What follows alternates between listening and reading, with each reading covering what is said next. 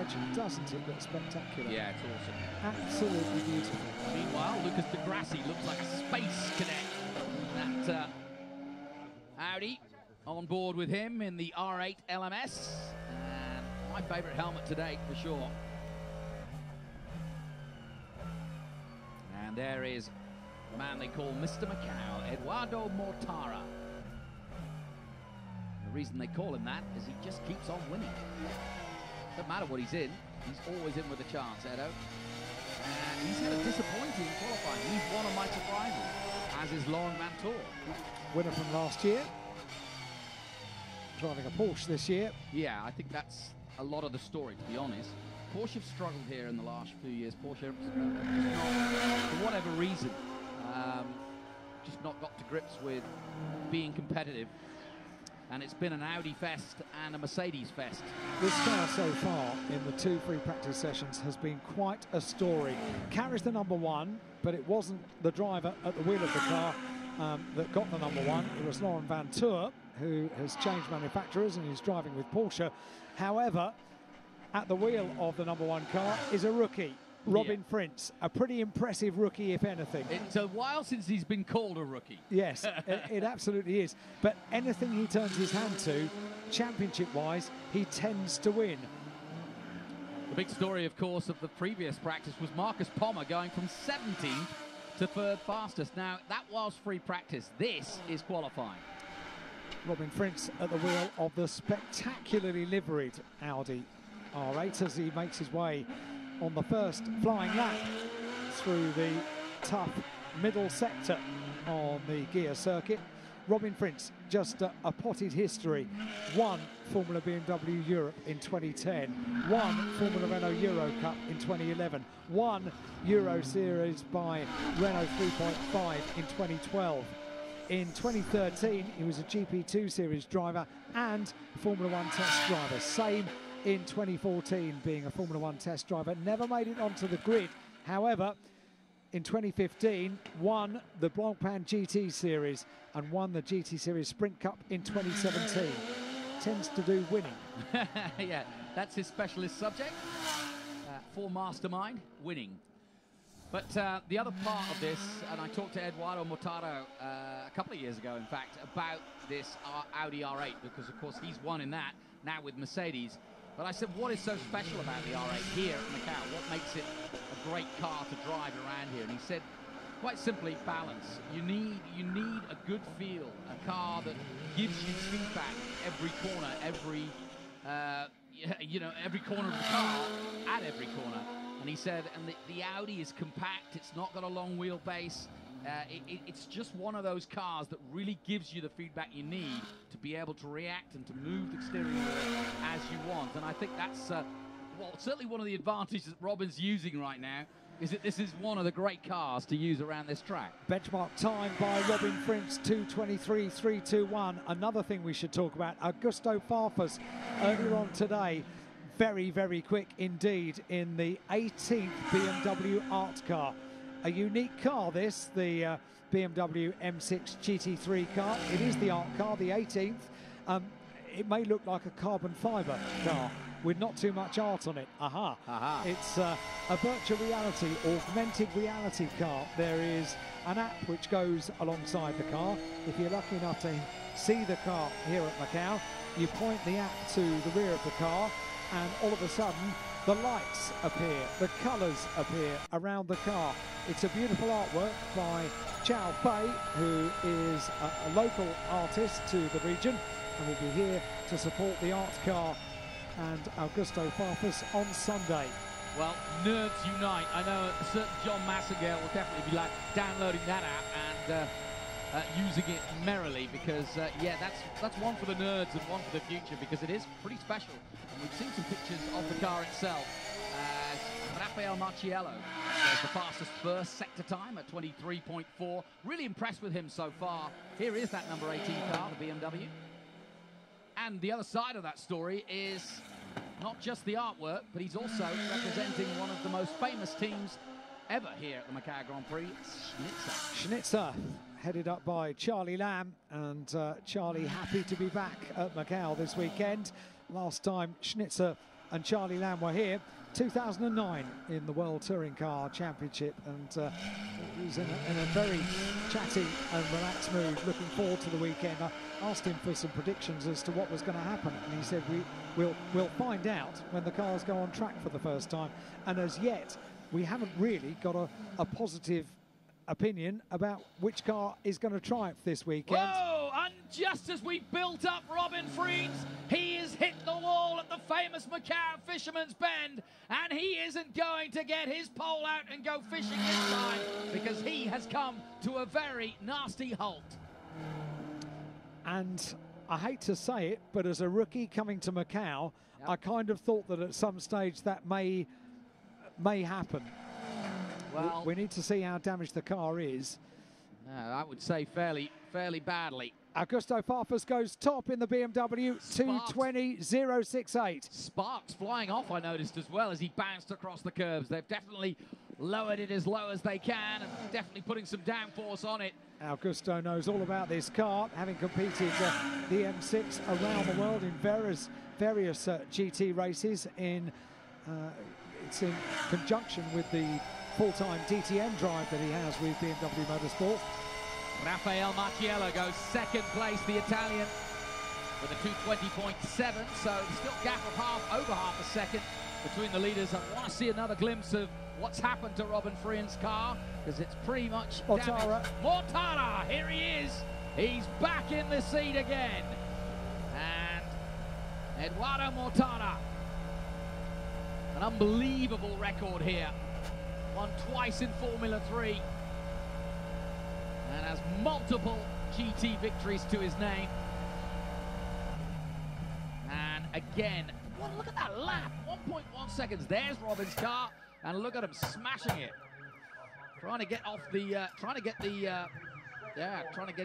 either down or up. I'm not sure which, but I think they want to just tape it down. Do you think it's inevitable that at some stage on a debut weekend you have a brush with the wall somewhere? Well, if you don't, you're not trying. Well, Robin Friens has definitely been trying this weekend. We're watching the number 18 BMW Arts car of Augusto Farfus. He's had success here at Macau in a World Touring car and has been a DTM driver with BMW since 2012 and their return to the German Touring Car Championship. And the Brazilian presses on. He's second at the moment. He's gone personal best in the middle sector, 1:26.911. It's more of a Porsche time than a BMW time. Here he comes. Yeah, it is an odd-looking car in that respect if you don't know the story, and I'm glad you're repeating it, because I think people will be wondering to see a car with no livery. It is quite unheard of. But think about the possibilities, folks, that you can literally, with an app, portray any form of artwork, any form of sponsorship. Augusto went overall best in Sector 3, 28.352. Juncadella. Still only good enough for second place, and yeah, Danny Juncadella. Mauro Engel joins the party. Nico Muller joins the party. Engel goes to third with a 2:19.069. Juncadella goes fourth with a 2:19.412. Still plenty of time in this. And Eduardo Mortara now in the Mercedes, of course. A 5-time winner at Macau. Tom Blomqvist goes fifth in the BMW. Good results so Very far. impressive, that. Tom Blomqvist, a 2:19.797. And this will be his first GT run, right? It'll be his first GT run here at Macau, that's for sure. He's been competing for the last 3 years in DTM as Tom Blomqvist for BMW, and has had various outings in the car around the world in GT races. BMW Motorsport work their drivers hard around the world, that's for sure. And I think they're very grateful for being able to compete in some of the greatest races in the world. They'll be back at Le Mans in 2018 with BMW M8. That's something to look forward to, isn't it? Yes, that's going to be an interesting project, isn't it? And can you believe this? Robin Friens has dropped down to 17th. How the mighty, hey? Well, they're fixing the car. Let's hope they get him out. Romain Dumas is another question mark that we've had over the weekend thus far. He's down there in 14th place in car number 7. Just 18 minutes to go in this session. Keep an eye on the top left-hand side of your screen. And we welcome viewers around the world who are live streaming the 64th Macau Grand Prix, 3 World Cups, the GT World Cup and FIA for the 3 World Cup, of course, the World Touring Cars.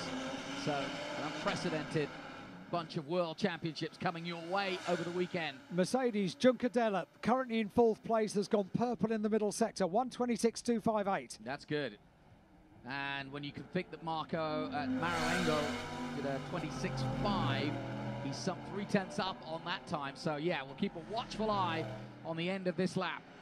Juncadella goes top, 2:18.216. Have that one, Eduardo. So, 2 former Formula 3 champions of this race going at it here at Macau. Nico Muller goes second, Raffaele Marciello goes second. Wow. Well, he's another man who's done Formula 3 here, but it's his first debut in GTs, Raphael. So all of a sudden, Mercedes come to the fore, and Daniel Juncadella, a former winner of the Macau Grand Prix in a Formula 3 car, 2011. comes into GT, and Mortara goes top, 2:18.150. We'll have another half an hour of this qualifying session, please. Yep. This is great stuff. And here comes Felix Rosenqvist with the lights flying high on the Ferrari 488, the only Ferrari in the field. And of course, a 2-time winner himself in Formula 3 and on the podium this time last year in F3. Eduardo Mortara, Daniel Juncadella, Raffaele Marciello, Nico Muller, Maro Engel, Augusto Farfus, the top 6. Just outside the top 6, Tom Blomqvist and Laurent Vantour, winner from last year, in 8th place in car number 911. Beautiful sight of the 488 coming Isn't it down just? the main straight. Beautiful car. And Felix Rosenqvist, I'm sure, delighted to be representing Ferrari here. And as mentioned before, we've had so many great different Ferrari versions here at Macau over the years. Rosenqvist currently in 10th position. He'll want to improve on that. Lucas de Grassi is another man who hasn't gone up the board as quickly as we expected. We take a look at Marciello. I wonder how they're doing with Robin Prince's car down in pit lane. Still there. Quite a few cars in pit lane. Tom Blomqvist is one in the BMW, car number 99, run by Rowe Racing. So too is the number 18 BMW Art car, Augusto Farfus. So all BMWs in pit lane. Double DTM champion Marco Wittmann in pit lane. Expect him to go better. 15th at the moment. There'll be more from him. And likewise Marco Pommer. And lights flashing on Raffaele Marciello's car for the Mercedes team for Group M, the big team here in Asia. And Marciello has come to play. Top 2:17.998 for Raffaele Marciello. No wonder he's flashing his lights. It's making him go faster. 2:17.998. The first car into the 2:17s in this session. We're only halfway through. Yeah, 14 minutes and 52 seconds to go. Long way to go in this one. Edo will have a think about it. That's Mortara I'm talking of in the 48. Do we have a Mercedes lockout here at the moment? Not if Audi have anything to say about that. Here comes Honda. It's getting dark, isn't it? It is. It's all right. They're lighting the track up for sure at the moment. There's some superb laps. Maro Engel in the pits. Likewise, Juncadella comes into the pits. Blomqvist just heads out. Romain Dumas has been a very quiet soul. In 13th position this weekend, likewise Renger van der Zand in 14th position.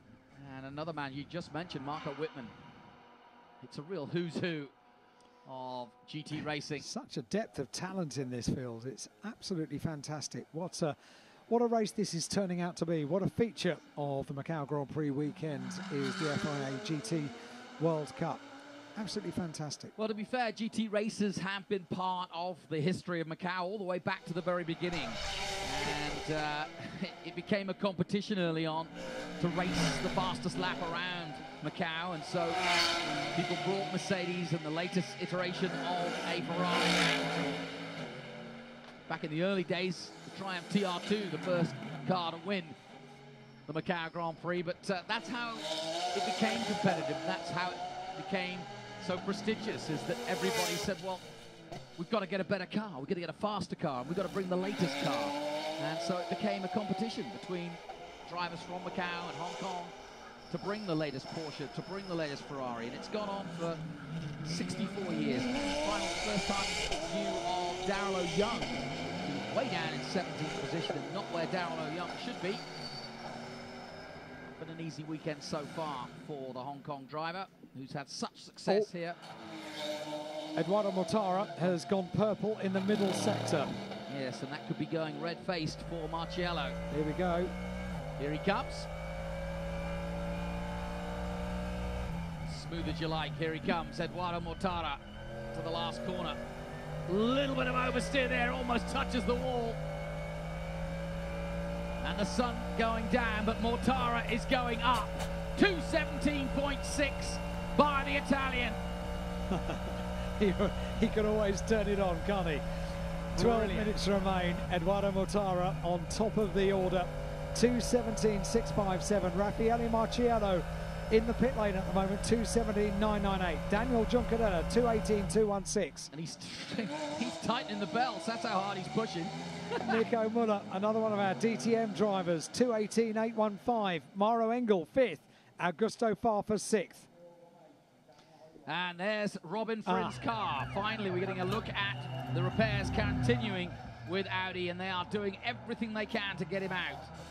But yeah, I told you, I want to be a duct tape salesman. That's my next job for sure. Robin has remained in the car, so we can tell him it's not pretty, Robin, but hopefully it will still go.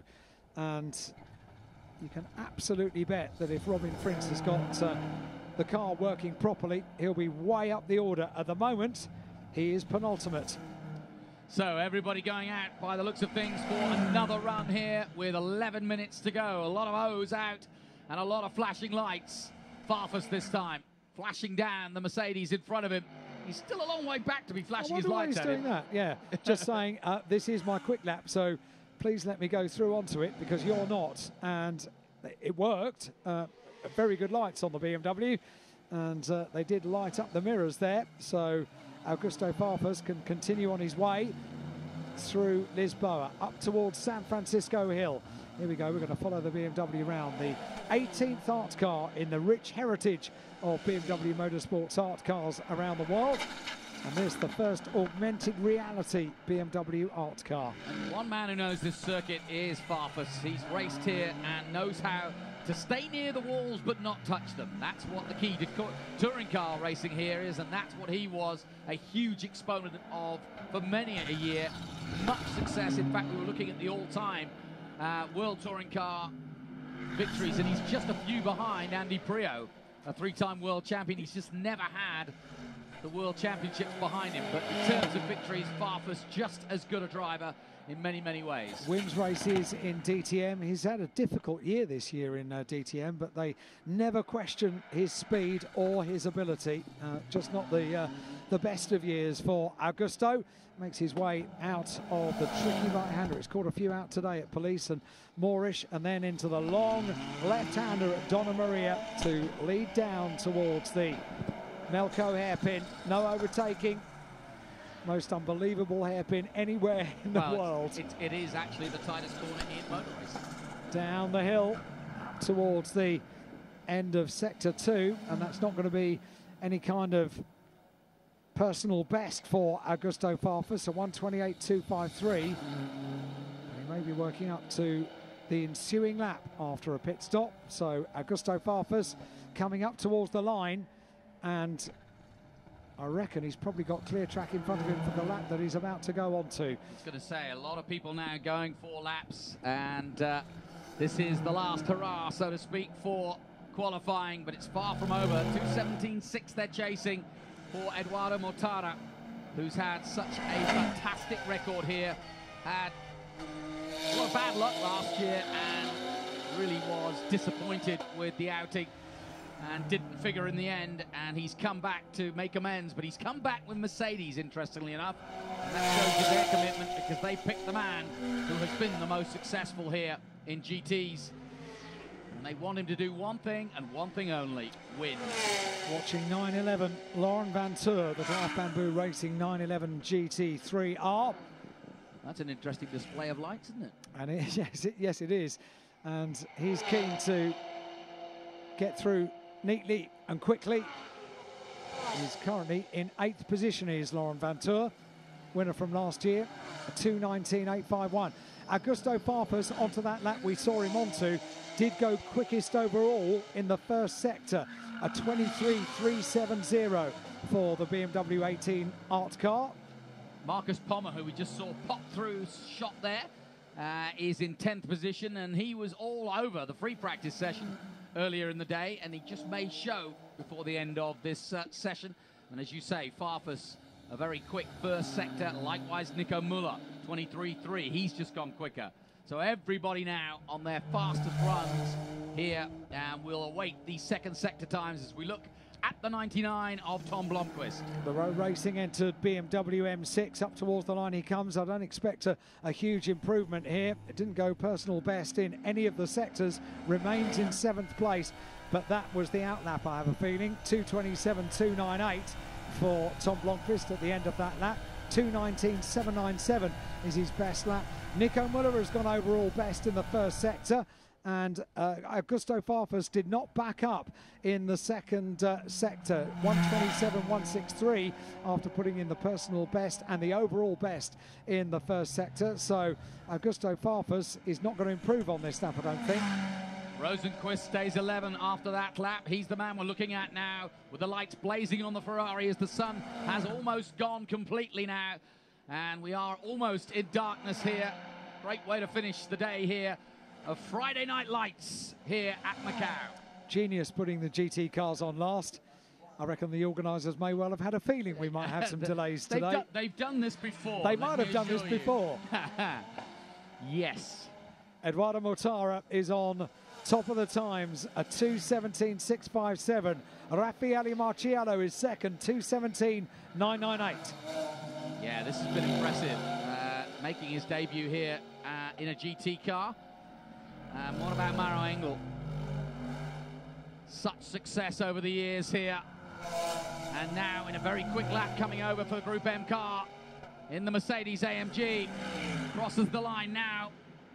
And Maro Engel goes second with a 2:17.9. And that's just 0.289 off Eduardo Mortara's time. So they are toing and froing the Mercedes men, but right now they've locked out the front row and the third position too. So it's a 1-2-3 now for the AMG team. Marco Wittmann has improved in the 91 BMW. He's got up to 8th now for the double DTM champion. And Augusto Farfus has indeed once again gone on an overall best for the first sector, which is an identical first sector to Nico Müller in 4th place, 23.302. We're looking at Tom Blomqvist, car number 99, in 9th place at the moment to complete a lap. This may well be an improvement. Yes, it is, and an improvement in time, a 2:19.122, but he drops down the order. Laurent Vantour goes quicker. What about Augusto Farfus? He's dropping down the order as well, but he's put in personal best in sector 2. Eduardo Mortara, Maro Engel, Raffaele Marciello, Nico Müller, Daniel Juncadella and Luca Di Grassi improves and goes 6th. And Nico Müller must improve if he's going to get amongst the AMG Mercedes. Desperate to not let them lock out the front row. Augusto goes 5th. So Augusto Farfus, car number 18, did improve, and a 2:18.075 is the result. Good enough to go 5th. Rosenqvist in the Ferrari, the man we're looking at right now on screen, still 8th and just ahead of Laurent Vantour. Here comes the Porsche, almost scraping the walls again. Time running out though here in this session with just 3 minutes and 44 seconds left in this final qualifying for the GT World Cup 2017. Nico Müller has not gone personal best in the middle sector, the all-important middle sector, 1:29.085 after putting in an equal overall best in the first sector. Yep, that's not going to get him further up the board, I'm afraid. Here comes Nico Muller. And Robin Prince is on an outlap, is he? He's out, yes. He's out. He's on an outlap. Ha! Just when we thought the stories were over. He's 18th out of 19 at the moment. Well, let's hope he can move up the board, because he deserves to after the start he's had. If the car's okay, he can do a lap. This is great. He can just about do a lap. Yes, you're absolutely right. Remember, 2:17.6, here he is. A rather scraped and battered golden boy here at Macau. But what's he got? One light not working is the answer. One light is all he's got. That might lighten him up a bit. It may well do. And here's the Honda. Van der Zan crosses the line. Robin Prince making his debut here. Had pretty much topped the times throughout, or at least been in the top 3 throughout the weekend, and then suddenly threw it into the wall at Fisherman's, as so many as other drivers have. But here he is. How good does it look? Well, to be honest, bodywork's bodywork. How much do you need? This could be a fascinating story, couldn't it, for Robin Prince, a rookie coming here to Macau. He's got the skirmish with the wall out of the way now. Yeah. So he can press on this weekend. Up until that point, he had not put a wheel wrong this weekend. He'd been an incredibly impressive rookie at Macau. Well, I can tell you his first sector, 24.3, is right on line. 23.8, 23.8. He's not the fastest in the first sector, but he didn't get any help either. He'll be better than 18th. Yes, that I can assure you. So as long as he keeps it on the sticky stuff, he'll be all right.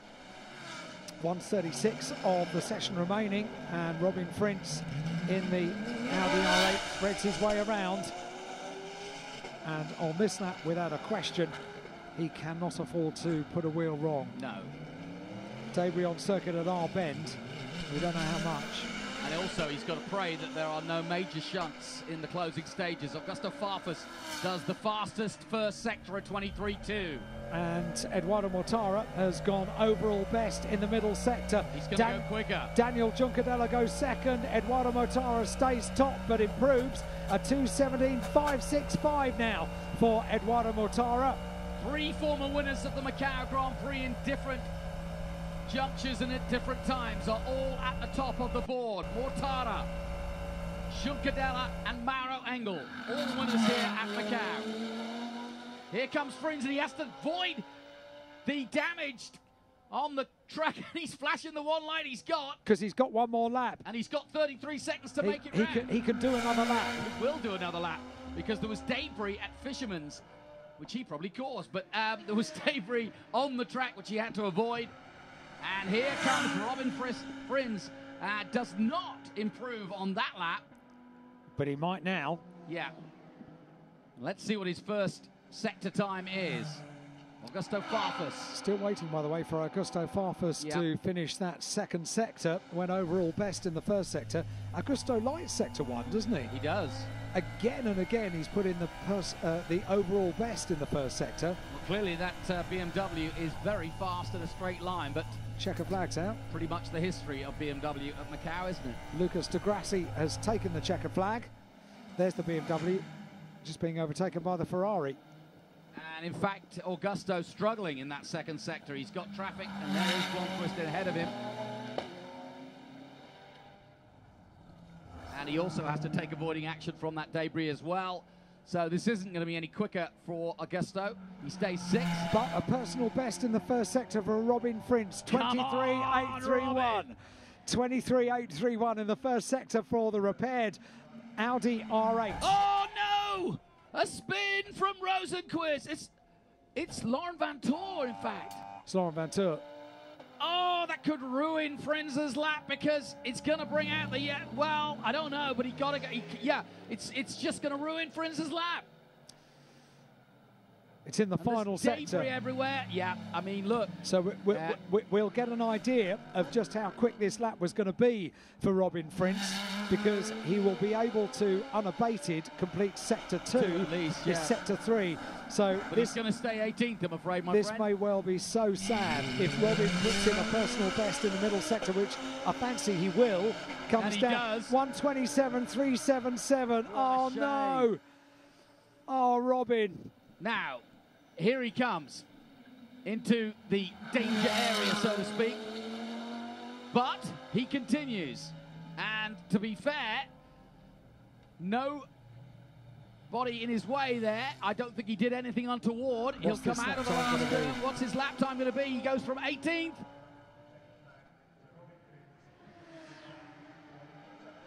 to 17th. Oh dear, oh dear. Well, real shame. He had to slow though. That had to. Yeah. Wow, what an exciting story. But the big story, of course, is by 0.282 of a second, Eduardo Mortara is pole again. And here is a look at what, first of all, yeah, wow, he was gone. And, yeah, made a good job of it, didn't he? Well, classic Macau fisherman's mistake.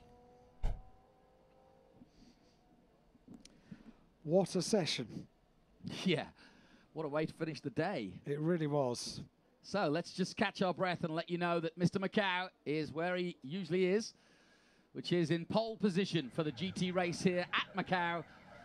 And a 2:17.565. Daniel Juncadella, another former winner here, takes his Mercedes AMG, and it's a 1-2-3-4 for Mercedes. Doesn't get much better than that, folks. AMG can sleep well tonight, and reports will go back to Germany, and they are well ahead of Audi in 5th place with Nico Müller. Augusto Farfus with the BMW in 6th place. Tom Blomqvist in 7th in the BMW, and Marcus Pommer 8th. He did do well, did Marcus, in the end, coming up the ranks to 8th position overall. Laurent Vantor before that spin, and hit of the wall, 9th position. Lucas de Grassi 10th. Felix Rosenqvist in the Ferrari in 10th place. Renger van der Zand in 12th. Marco Wittmann, the DTM superstar, in 13th position. Mirko Bortolotti in 14th position. Roman Dumas in 15th. Daryl Young in the Porsche 911 GT3R in 16th place. Further down, Robin Frins did improve, but only to 17th place, ahead of Fabian Plentz and Chaz Mostert in 19th place, the Australian. And what a day, what a session that was. I think the GTs is going to be, without doubt, one of the most exciting races of the weekend. It's a real highlight so far, isn't it? It is. Let's take a look at the highlights then of qualifying for the World Cup of GTs here from Macau.